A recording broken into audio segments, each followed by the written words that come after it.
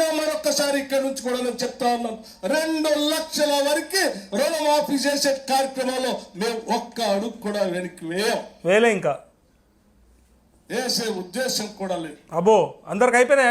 అవసరం అయితే మన ప్రజలకు కదా 2 లక్షల లోపు ఉన్న వాళ్ళందరికీ అయినాయా?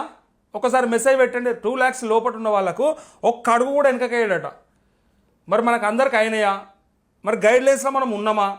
మరి వాళ్ళు పెట్టినటువంటి నిబంధనలలో మనం వర్తించినామా? మనకు అర్హత ఉన్నదా? అది కూడా ఒకసారి పెట్టురు కదా. అర్హత ఉండి కాలేదా అయిందా ఒకసారి చెప్పండి. లక్షల పైబడి ఉన్నటువంటి వాళ్ళకు కూడా మనం హామీ ఇవ్వకపోయినప్పటికీ, మన ఎన్నికల హామీ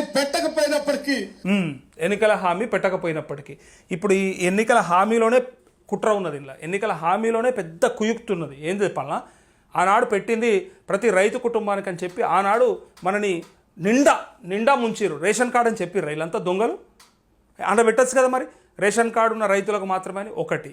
ఇంకొకటి ఒక కుటుంబం కింద చూపించి 2-3 కుటుంబాలను ఒకే కుటుంబం కింద చూపించి ఆ కుటుంబానికి చేస్తామని చెప్పి అలా 2 lakhs అబోవ్ ఉందని వాళ్ళకు ఇంతవరకు కూడా చేయకుండా పెద్ద కుట్ర ఇది. ఆనాడు తగ్గించడానికే అట్లా పెడితే ప్రతి రైతుకు అనుకుంటాడు కదా. ప్రతి రైతు కుటుంబం అంటే ఇప్పుడు ప్రతి రైతుకి ప్రతి పాస్బుక్కు రైతు భరోసా పడుతుంది అన్నప్పుడు రుణమాఫీ కూడా ప్రతి పాస్బుక్కు వస్తుందని కలగంటారు కదా.